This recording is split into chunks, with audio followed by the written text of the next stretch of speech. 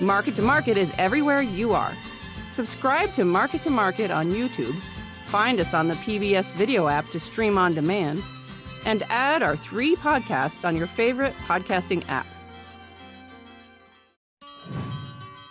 Time to assemble the panel as acreage and stocks reports are issued. Market Analysis with Naomi Bloom, Matthew Bennett, and Ted Seifert. Market to Market, the weekly journal of rural America.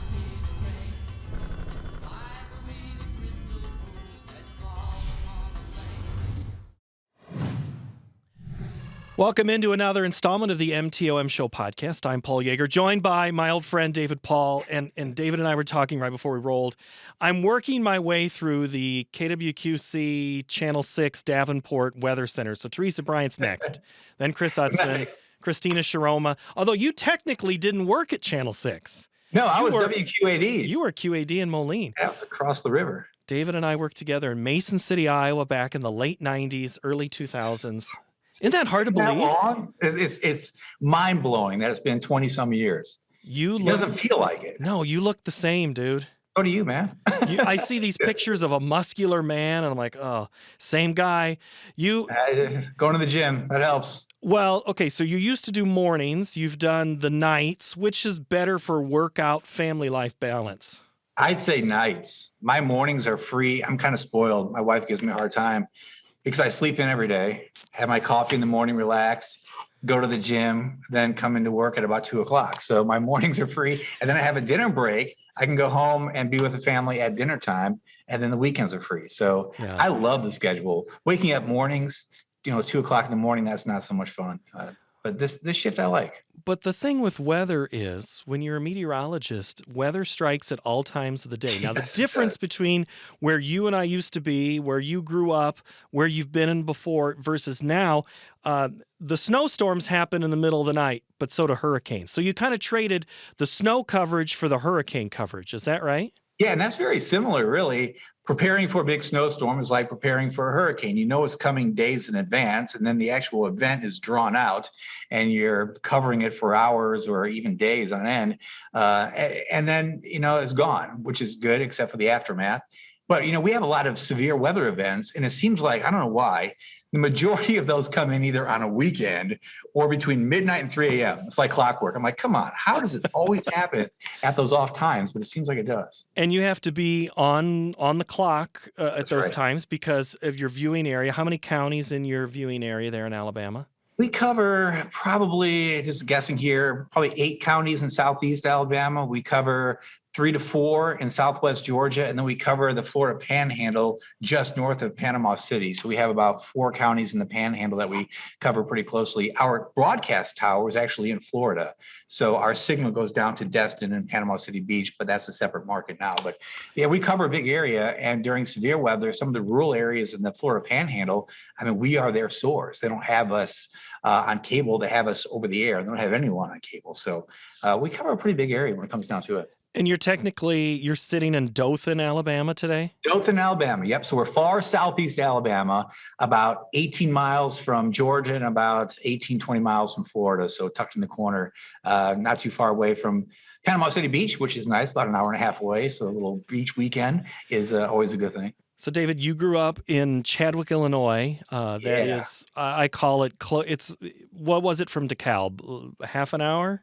From DeKalb, about an hour 10. Okay. All right, Closer to Rockford? Yeah, between Rockford and the Quad Cities. So Carroll County, the second county down from far northwest Illinois. So Joe Davies is the most northwestern county. Then just below that is Carroll County. Yeah, Chadwick's a small town, 650 people, surrounded by cornfields. And I lived on the west side of town. So when storms were coming as a kid, I'd go and I'd look over this cornfield and I would see the weather come in. And I was like, just fascinated as a little kid by the weather all the time. And everything, of course, in the Midwest comes in from the West. So to look to the West and see these storms, it was awesome. And, I have such fond memories of growing up in a small town in farm country. It's just, made me who I am, that hardworking Midwest attitude and that spirit, once that's ingrained in you, you take it with you no matter where you go. So you covered a lot of the what call them the I states. So you worked in Kirksville, Missouri, Mason City, Iowa, Moline, Illinois. I mean, you couldn't get much more farm country than that for the I Right. states and the corn.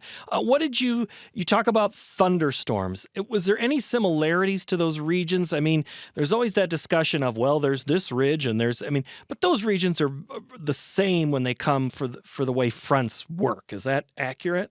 Yeah, it's absolutely accurate. Yeah, Missouri, Illinois, Iowa, and living there your whole life, so many of those thunderstorms in the summertime come at night. You get these big mesoscale convective complexes that develop overnight, driven by a low-level jet stream, and they can dump just a ton of rain.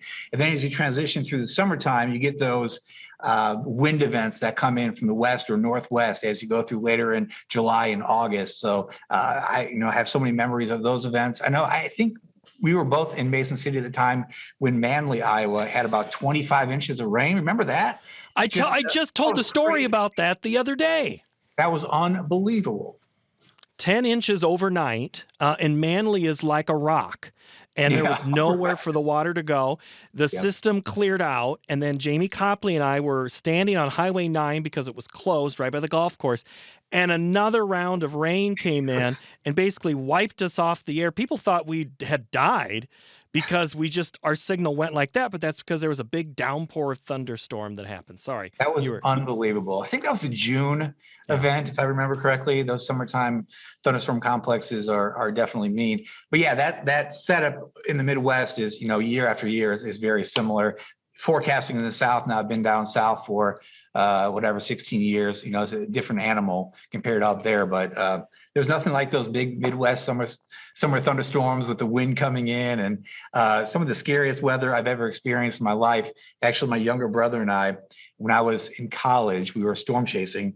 We were in Mount Carroll, Illinois, trying to get back to Chadwick, and we were caught underneath the awning of a gas station. And the lightning was crazy, and the rain was crazy, and it was hailing. And then when we were coming back, it's 9 miles between Mount Carroll and Chadwick. Every farmhouse, you have cornfields, but every house, there's trees around the farmhouses. Trees were down. Every single house we came upon got into, just before Chadwick, a big grain bin is destroyed. And then in town, we had a cinder block building that was destroyed. I'm like, man, that was all straight line winds. That was incredible. I was scared that day. I haven't been scared many times, but that was a scary thunderstorm event back then. And we have to show our age a little bit. You were doing that pre-cell phone. You did not have the benefits of a radar in your hand or somebody else like helping you go here, go there like you can now. Yeah. What a difference compared to where we were in college with technology to where we are now. The fact that you and I can sit here states apart and talk like we're right next to each other is pretty awesome.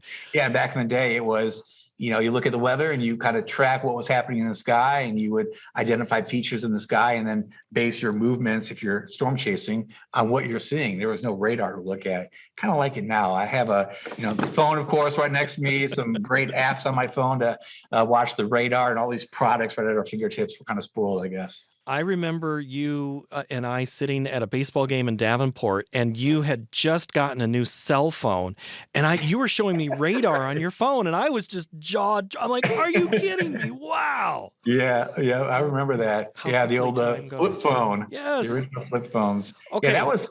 We've come a long way since then. I mean, that was fascinating technology at the time, and now that looks so antiquated. It does. But that's that. I think we'd be hip and cool by the kids because we're retro, but that's another story for another time. Right. Yeah. Exactly. When I ask about Iowa and Minnesota, Wisconsin, all of the Midwest area, you always talked about wanting to work in the South, in the Delta region. What was it about there that attracted you and wanted you to take your skills outside of your comfort zone, right, and a whole different thing of weather that you just didn't know? I think it goes back to watching hurricanes as a kid. And when Hurricane Andrew hit South Miami, that was in August of 1992, a senior in high school. I think you graduated in 93 as well. 94. Yeah. 94. Okay. Yeah. So a year. So I was a senior, August of 92 when that storm was coming into Miami. And I remember seeing the pictures and thinking just just watching in amazement how powerful that hurricane was as it came in. And then when I was looking at colleges, I did tour the University of Miami. So I was down there with my parents, my brothers, and we saw some of the damage left over from Andrew that was piled up near Homestead. It just roads and just debris everywhere. And I just, a Midwest kid, you see some tornado damage, but you never see damage on that scale. So that kind of stuck with me. And I was fascinated then by hurricanes. How did they form? How did they produce so much damage? And then going through so many years in the Midwest, I just wanted to experience hurricanes, and I got tired of the winters and the snow and the cold and the, breaking the door handles on my car, trying to get it open because it was all frozen shut. So to have the chance to go south to cover hurricanes, experience them, learn more about them, and have really nice winters with palm trees and citrus trees. Yeah. It's like 35 degrees today and blustery in March. It's miserable, but I'm guessing it's like 70 and sunny. It's pretty much close to 70 and partly cloudy. You have to deal with humidity more than we do, right? We do. Yeah. But I bring this up at least once every summer. People think the humidity here is bad, and it is, because it's relentless from mid-May until late September. But there is nothing more humid than a July afternoon in a cornfield in the Midwest in general, when dew points can hit the 80s, and dew points here, 75, 76, kind of hold there all summer long, sometimes 72, 73. But in the Midwest, you get those periods when the corn is tasseling and the evapotranspiration is crazy. A thunderstorm complex comes in, it's 90 the next day, corn is putting off all this moisture, and dew points can hit 81 to 83. And I detasseled corn. That was my first, paying job for Pioneer when I was 13 years old. Bus would pick us up in Chadwick, take us to cornfields by Sterling and Rock Falls. And, we'd trudge through these fields, pulling the tassels. And there was not, to this day, I've never experienced anything more miserable than the humidity in a cornfield somewhere in rural Illinois in July. It is miserable, and it hasn't changed. That has not changed. Right. But the key is you get breaks. You get these cold fronts to come in, so you get a hot, humid period in the summertime, and there's always a cold front that comes in. We don't get those fronts down here. In the day we're recording this, earlier in the week, you had some storms come through. And for Market to Market, we're always looking at the weather in your region. We always end up with a lot of stories in March, April about what happens. Severe season that rolls across Louisiana, Mississippi, Alabama, into Georgia. We have a lot of viewers down there. We have a lot of cotton country that we know is important in the grand scheme of agriculture, and plus the other row crops. But what is it about March that spurs these outbreaks? You talked about the July humidity and the drops that we have. Is your moisture more charged in March? The thing, it's so weird because most of the moisture for North America, it comes in from the Gulf of Mexico.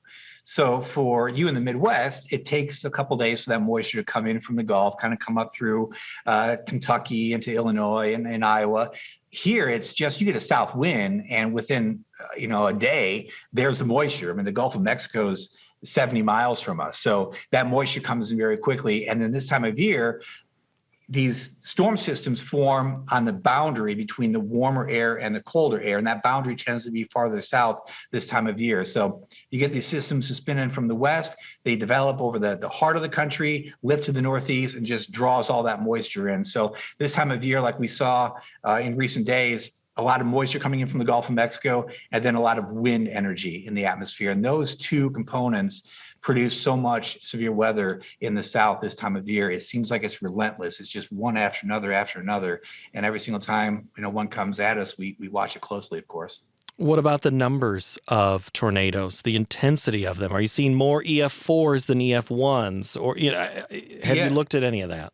Yeah, what's weird is there's only been in our National Weather Service county warning area, in our main office is Tallahassee, there's only been one EF4 recorded in history, and that was Enterprise, Alabama, back in 2007, March 1st. It was an EF4, hit a high school, 8 students were killed, another person was killed in town, a freak storm.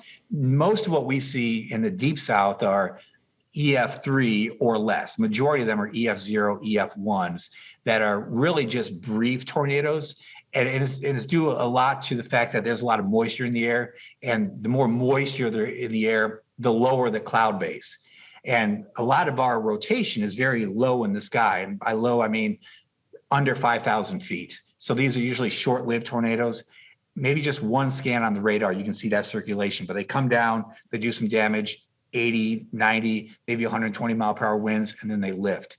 The one in New Orleans earlier in the week was rated an EF3, and that's pretty rare to have an EF3, that intensity in the deep, deep south. Now you go farther north, up towards Tuscaloosa and Birmingham and Huntsville and Jackson, Mississippi. Those areas can see EF4s, EF5s, but closer to the Gulf Coast, most of ours are lower end. But there's a lot of them. It seems like every single system we have, there's going to be a couple brief spin-ups that occur. In fact, I think the National Weather Service office in Tallahassee, I think they're number 2 in the country in recent years for the number of tornado warnings issued. So there's been a bit of a shift in the last, say, 10 years where the prime tornado alley country and the midsection of the country has seen a bit of a lull in activity. And then this area, Mississippi into Alabama in particular, has seen kind of an uptick. Well, I've kind of watched, I think some of the folks in Birmingham, and you kind of skipped over Tornado Alley, the Oklahoma City, Kansas City, Little Rock, on over to Memphis region, because that's a different area too. But that's where you're saying is maybe some of these things have shifted a little bit farther south, these tornadoes? Certainly in the last 10 years. Oklahoma and Kansas and Missouri, you think about some of the big ones, more Oklahoma in the early 2000s. Yeah. Joplin got hit real bad, a lot in Kansas. That area has kind of just shifted to what we call Dixie Alley. So Jackson, Mississippi to Tupelo up towards Tuscaloosa, where the University of Alabama is, and Birmingham. They had, of course, a big outbreak back in 2011, April 27th of 2011. So yeah, probably just weather and climate work on scales that are variable, and a lot of factors are in play, but not, I guess, unusual to see that shift, and it'll probably shift back at some point where the focus is more on the plain states, but it keeps us hopping for sure. Well, the topic is always about climate change and weather pattern changes. I mean, we have in Iowa State, a long time, he's now a professor emeritus, talks about that we're just in that 14 to 17 year period where things are more unstable. They might be more stable than completely unstable, and then they're just, well, whatever happens. Are you buying more of a decadal oscillation, I think is one of the terms? Yeah, there's a change in the Atlantic currents that impact the water temperature. So that's one oscillation. But there are so many different oscillations at play around the world, and they're always in different phases. So, certain oscillations will link up and produce certain kinds of weather across the globe. And there's so much to learn. I think there's just so much at play. We're learning, things that we've not seen in the past, we're seeing now, and there are things that we've seen in the past that we're not seeing now. So there's always these variations that are occurring, and I think humans are pretty adaptable. We live all over the earth, and we can adapt to all kinds of weather. So I guess that's good, but we have to be careful, I think, in how we manage land.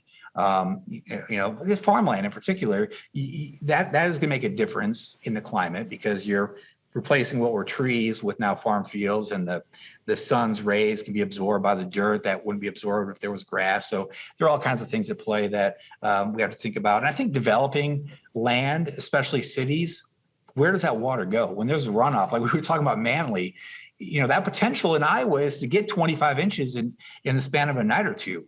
I mean, how many places can handle that kind of water? Too many parking lots, too much runoff. That water's got to go somewhere, and that can lead to more problems. So I think as a society, we need to think about how we manage weather that we know can happen. Heavy rainfall is a good example of that. Well, I've been here long enough to cover way too many 100-year floods. I think of 2008, 2011. We just had another one. But I always seem to hear that the hydrologists will tell me that the longer we can keep water in its place before running off and going somewhere, the better off and the less damaging flooding can be. Is that kind of line up with what you were just talking about?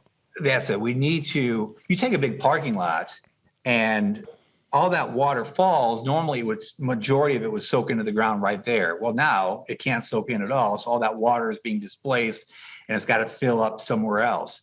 So I think, the more we can contain water, if it's a neighborhood that's being built and there are retention ponds or detention ponds, that's a good thing, just to hold that water until it can naturally drain. And we've done a lot to the rivers. Living in Mississippi too, you see what the impacts are. Well, that's what I was just going to say. Let's go back to our time in the Quad Cities. Yeah. Davenport was the one in that area that didn't have the flood wall. Right. And there was always the debate. If you remember Phil Yarrington sitting on the flood wall telling on CNN, the mayor of Davenport, we are never going to build a flood wall in this town. Yeah. He's no longer with us, and there's still no flood wall. But we have temporary barriers that go up. Right. What is that done, and how is that studied to look at, and who's going to end up having the final say of flood walls, yes, no, more spread out, back channels? Who's going to have to be at the table for that discussion? I think every single local government that's along the impact zone needs to have a say in it. I think states have to have a say in it. The fact is, if you think about Rock Island and Moline, you build a levee, that water 200 years ago would cover that whole area. Most of those cities would be covered up. Now you've got these levees and you're constricting that water into a smaller channel. Well, as you do that, kind of like, I don't have a balloon or I have this ball over there, but you squeeze that together, you're going to raise the level. So the more levees that are built and flood containment areas that are built, you just end up, raising that water level for everyone downstream. So we know what someone does up in Dubuque is going to make a difference to what happens in Burlington. There's just going to be a difference. So an impact. There's so many factors and so many variables that have to come together. So many entities that need to come together. You're trying to live too, right? We're trying to develop as a society. So you want to protect some areas from flooding. Farmland, you can't have farmland flood every 3 years. You're not going to be able to grow a crop. There's no point in spending that money, especially with fuel the way it is, if you don't think you can get a crop 1 out of every 3 years because of flooding. So I don't know. It's a very, very complex issue. Can you name all the crops on your drive home from the office? Yeah. We have a lot of peanuts down here, which is pretty cool. A lot of peanuts and a lot of cotton, some corn. I get, a little sentimental when I go through some of these areas where I see these cornfields, and it reminds me of being home. There's a spot in Florida on 231, just as you cross into Florida from going south from Dothan, and this farmer plants corn, and it's kind of like rolling hills. It's amazing how many rolling hills are in North Florida. And for this little window on the highway, you think you could be somewhere in Iowa. You look around, it's like, man, not in Florida. I'm in corn country, but I just, having grown up in a small town in an agricultural area, I feel at home around agriculture and farm fields. The cotton is pretty cool. When you see a cotton crop after the bolls open up and everything's all white, it looks like snow in the field. That's pretty cool. Well, cotton last year when the bolls opened, you had a whole lot of rain come through and kind of caused a big problem. I mean, the cotton market hasn't quite recovered since then. I know that's not the only factor in the market. There's a lot of global pictures, but which farmer gets the most nervous about weather at the key time? I mean, you've been around the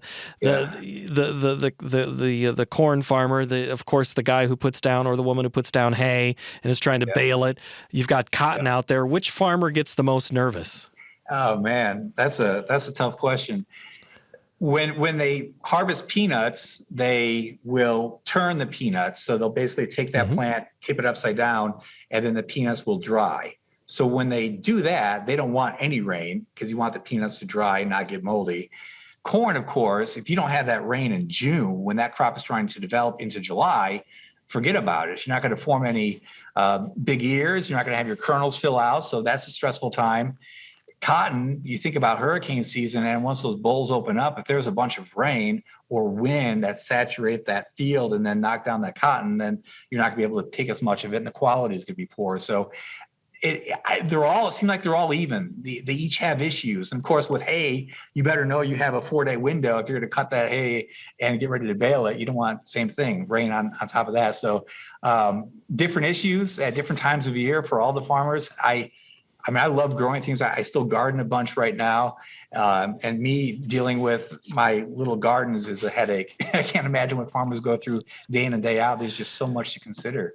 Is there a farm region that contacted you more than another? The farmers somewhere, like to the farmers in North Iowa, like, hey, David, I got to do this, or the ones in Kirksville or Louisiana, the shipping captains or something?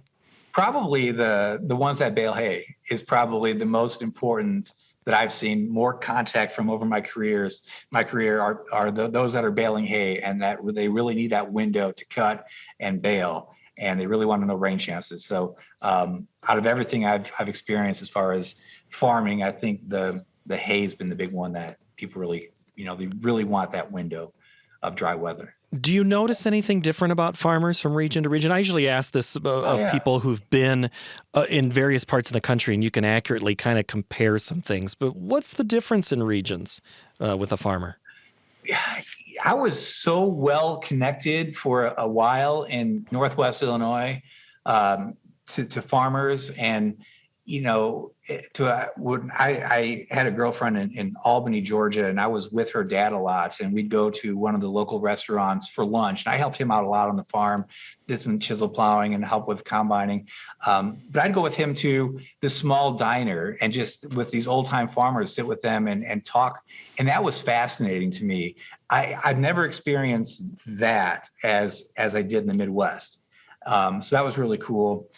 I think there's been changes that you and I have seen in the last 25 years of these small farmers kind of going away and these bigger conglomerates kind of taking over, where I don't know if you have as much, local relationships like you had back in the day. I think the crops are different. It seems like corn and soybean farmers, I think maybe they monitor more often, because with the peanut crop, you put it in the ground and it is what it is until you can't see it. Yeah, that's it. I mean, it's doing its thing, right? And same thing with cotton. I mean, you put it in, you're not as worried. And the rain down here is usually, pretty constant. I mean, you're going to get thunderstorms all summer long, so you're not really worried about, are we getting enough rain? But in the Midwest, I think there's just more day-to-day interest in weather, I think, from the farmers up there, because it's variable. I mean, you can go through years, where it's super dry, and then years where it's super wet, and too much rain in May, June can flood out fields, or maybe you have a late freeze into early to mid-May or wet April, and you can't plant on time. And then your window, your harvest window, your growing season window is only so many days. You got to get those crops in. And then you have a flood in mid-May or a freak frost in mid-May. Do you replant? Do you take that chance and risk an early frost in September? I think there's just more headaches in the Midwest in general. And I think the farmers therefore are a little more, in tune to the weather. I know we're butting up against you getting to your real job. I have to ask two questions. Yeah. The first is the drought monitor comes out on Thursdays. I always look at that. The level 2 weeks ago was the highest we'd seen since 2012. 75% of the contiguous U.S.